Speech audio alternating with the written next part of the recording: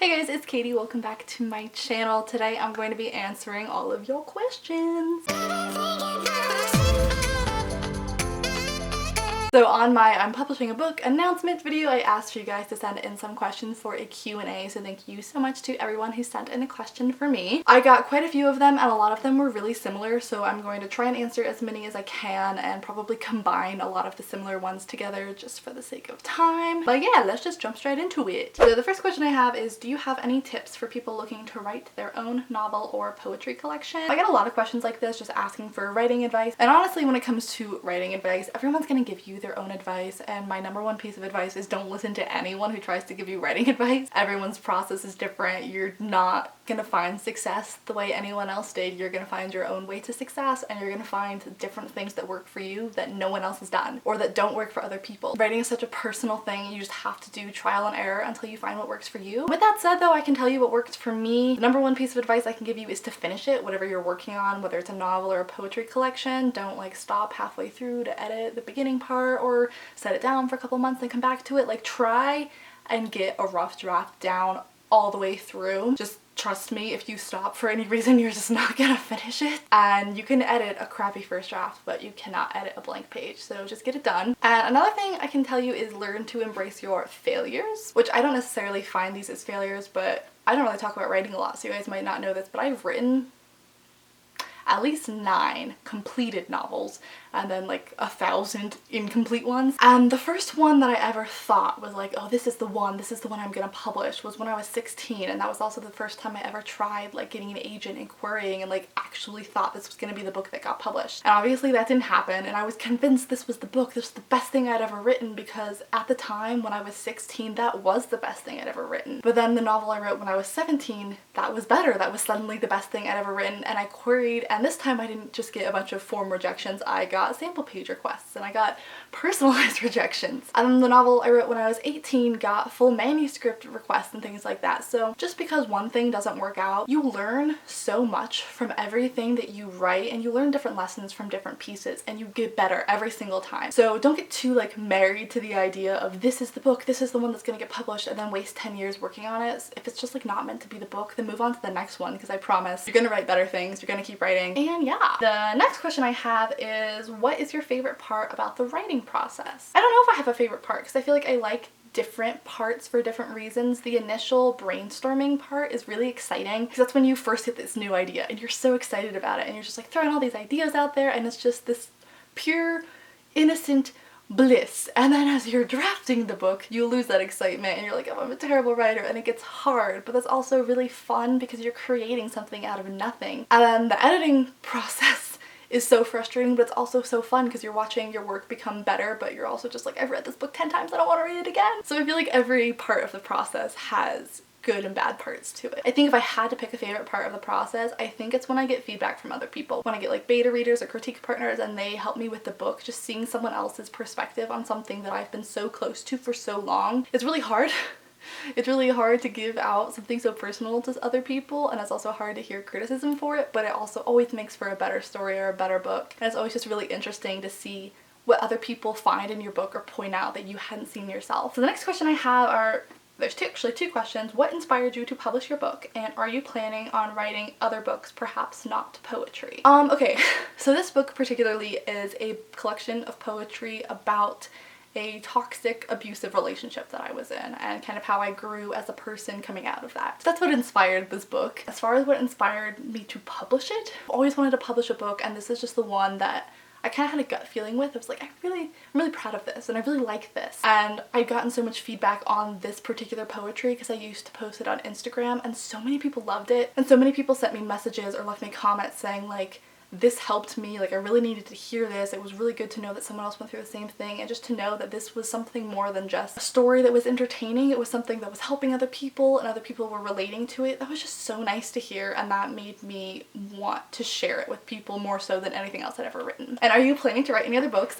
Yeah, I am. Like I said, I've already finished like 9 novels. You're never gonna see any of those because they're not they're not good. But I've been a writer my whole life, so I'm gonna keep writing books. I can't promise that I'm gonna publish another one, but I'm gonna keep writing books probably for the rest of my life because it's what I love to do. I am actually working on another one right now. I'm not gonna say much about it because I'm still in really early stages, but I'm loving it so far. And it's not a book of poetry, it is a novel. So I'll just let you go ahead and speculate on like what it's about and what the genre is and stuff. Maybe I'll tell you more later, but nothing right now. Another really common question was, am I self-publishing or am I getting this poetry collection traditionally published? And I am self-publishing. I did talk about that in one of my reading vlogs. I'm probably gonna make a more in-depth video about that and why I chose to go that route. But yeah, I am self-publishing. Next question is, how are you productive without real deadlines? That, my friend, is a wonderful question, and the answer is I make my own. I make deadlines for myself and I make schedules for myself. I was just talking about this the other day with my hairdresser actually.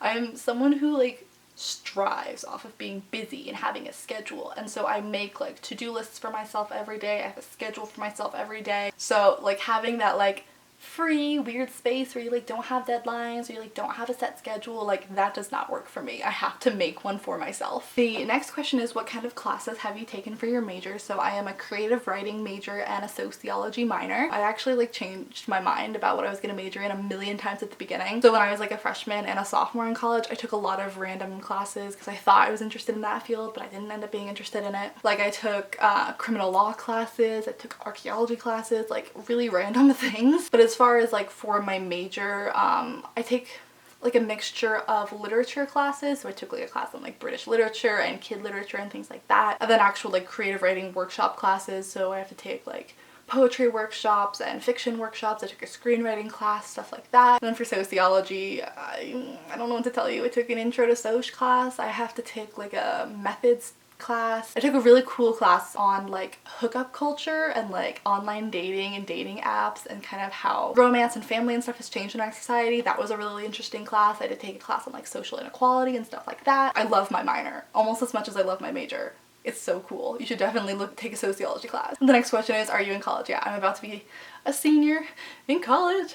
And that's terrifying. Next question is, how do you keep writing when you don't feel inspired or when you feel like stuff isn't going the way you hoped it to? That is a very good question and something I think most writers deal with. And half the time when I'm writing, I'm not inspired. I think writing is more of a discipline and something that you like have to force yourself to do, because if you're sitting around waiting to be inspired or for a muse or whatever, you're just never gonna write anything. So things that have really helped me is finding kind of like artificial ways to force myself to be inspired. And so things that I do that through are just like other forms of art. I love listening to music. I go to like art museums or I read books. Exercise really helps me. Watching movies, going on Pinterest, writing inspiration, writing prompts, or just like photographs that can kind of give you an idea of something to write about. And as far as if you feel like something isn't going the way you hoped it to, like you're in complete control when you're the writer. If you don't like the way something's going, stop, open a different document, or what I like to do is pull out like actual pen and paper and just start writing something completely different and just see how you like that and see where it takes you. Is there any music that has directly influenced your poetry, and how do you go about letting other authors / musicians / poets influence your work while still maintaining its individuality? That's a really interesting question. As far as music, yes, I actually have a full Spotify playlist on like songs that influenced this book, so I'll link that playlist down below if you want to see it. As far as how do you go about letting others influence your work while still maintaining its individuality, that's hard because I feel like every artist puts their own spin on something, so even if you're writing the exact same story as someone else, it's gonna come out differently because you wrote it. That's not really something I've ever thought about before. As long as you're like staying true to yourself and you're not like actively trying to copy someone, I think as long as you're being genuine and you're being honest and you're producing like the best thing that you can and something that's truthful to you, then that's like all that matters. The next question is, how is the self-publishing process? Ask me again in 6 months and I'll be able to give you a better answer, you know, like after the book actually comes out and I deal with all of that stuff. But so far it's been really fun. I'm really enjoying it. It's definitely very hard work because you're forcing yourself to play a million different roles and wear a million different hats, and you have to do everything yourself. So it's definitely time consuming and it's hard work, but it's something I'm enjoying, so it's 100% worth it to me. And I kind of like having the creative control to control everything about the process. The one downside is like the financial hardship. Like if you want an editor, you have to, you know, hire them and use your own money. If you want a cover designer, you have to use your own money. You have to use your own money for marketing. Like, you don't have this whole team or a big publishing house behind you like traditional publishers. So that's the downside for sure. Where do you see yourself in 10 years?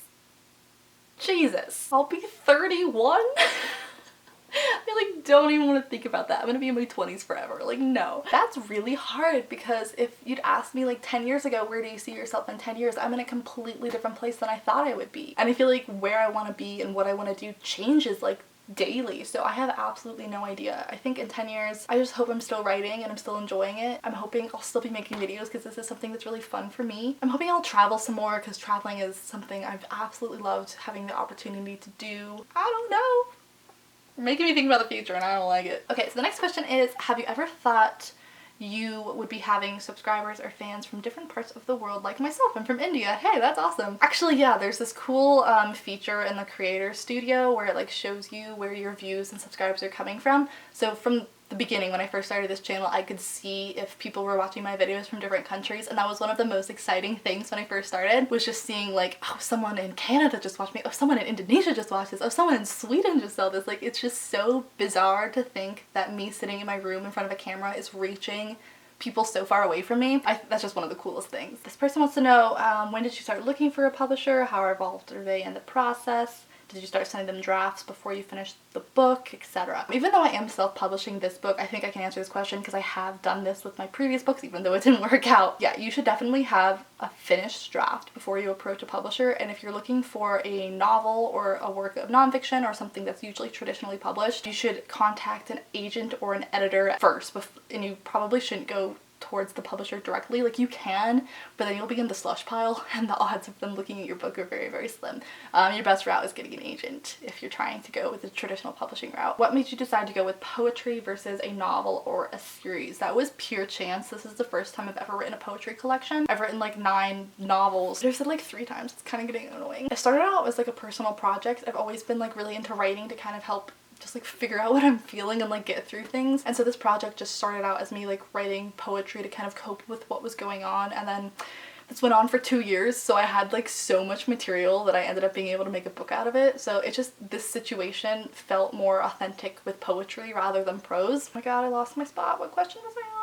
How has your writing experience been as a whole? I personally find writing to be stressful, but it would be nice to know how you feel about it. I love writing. It's something I've done since I was in like 1st grade. It's always kind of been my escape, and it's something I've really enjoyed. The only time writing is ever stressful is when it's for school, because writing for fun and writing for school are totally different things. People always think because I'm a creative writing major that I love writing essays, and I hate it just as much as you guys do, I promise. Do you have a writing routine that makes sitting down to write easier? Kind of. It really depends on where I am in the process and what mood I'm in. Personally, I've found that just changing my surroundings and changing my locations helps put me in a different headspace. So a lot of the time, if I'm at school, I'll like go to the library and I'll lock myself in an individual study room, and that like forces me to focus. Or I'll go to a coffee shop and I'll get a coffee and I'll just sit down and I'll write there. I mostly do that when I'm editing, but even when I'm at home, I don't write in my bedroom. We have like a wet bar out in our living room, so I'll go sit at the bar there and I'll write there. I just find that I need like a specific place that's meant for writing that I don't do other things in, if that makes sense. And as far as like routine, I just like to drink coffee while I write. Oh my god, there were more questions than I thought. Oh, this one's a little bit different. How did you decide on your channel name, and do you prefer Kate or Katie?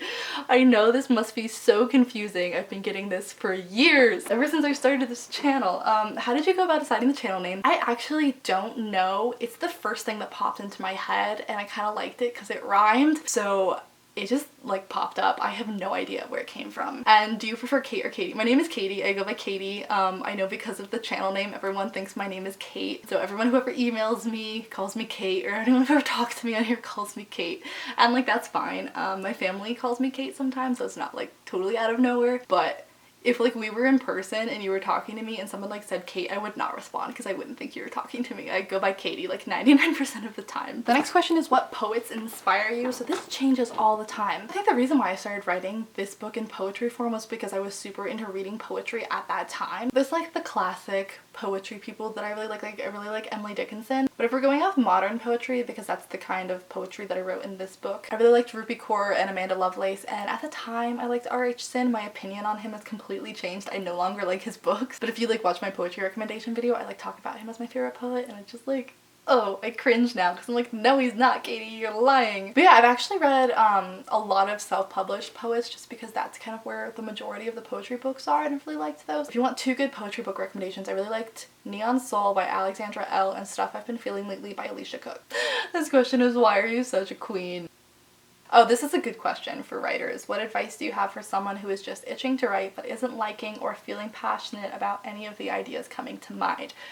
I feel you. I feel this on a spiritual level. Sometimes I'm just like really in the mood to write, but I like don't have an idea or something I want to write about, and I like can't get excited about any of the ideas that I do have. Oh my god, it's such a problem. The best thing that I found for this is just to kind of play around with your different forms. That's kind of how I got into poetry. I just like wasn't feeling the novel I was writing at the time, so I started writing poetry. Or I like picked random writing prompts and I just like wrote weird things or like short stories, or just wrote in my journal. So the best advice I have is just to write in some way, just to kind of like get that feeling out, and the idea that you're going to be passionate about will come to you. It's going to come to you when you're not trying to find it. It's going to come to you when you're not forcing it. Like, I got the idea for the book I'm writing right now while I was on the treadmill after I'd pretty much given up on writing a book because I could not think of an idea that I wanted to write about. So when you're like actively searching for it, it's not gonna come. So just like write other things, write to enjoy it, and the idea that you're passionate about will come.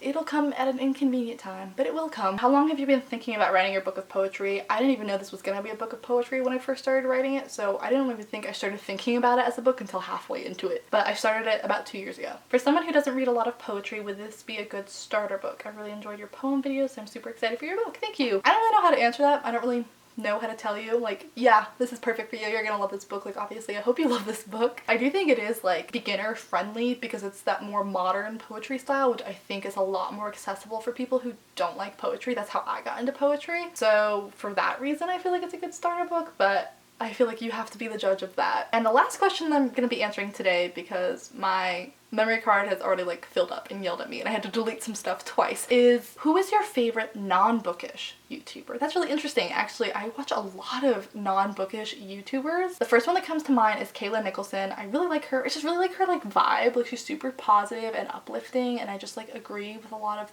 the things that she says and kind of the way that she looks at life. I watch a lot of vegan YouTubers, like What I Eat in a Day and like recipes and cooking and stuff, because I'm always looking for new recipes to try to make. And I also watch a lot of fitness YouTubers that make like workout videos and stuff because I like watching videos while I work out. So that's gonna be it for the Q&A today. Thank you guys so much for sending in questions. I hope I answered the most pressing ones. I tried to answer as many as I could. If you have any other questions or I didn't get to yours, feel free to leave it in a comment down below and I'll answer as many as I can down below in the comments. And thank you guys so much for watching. I hope you're having a fabulous day. I will just catch you guys later in my next video very, very soon. Bye!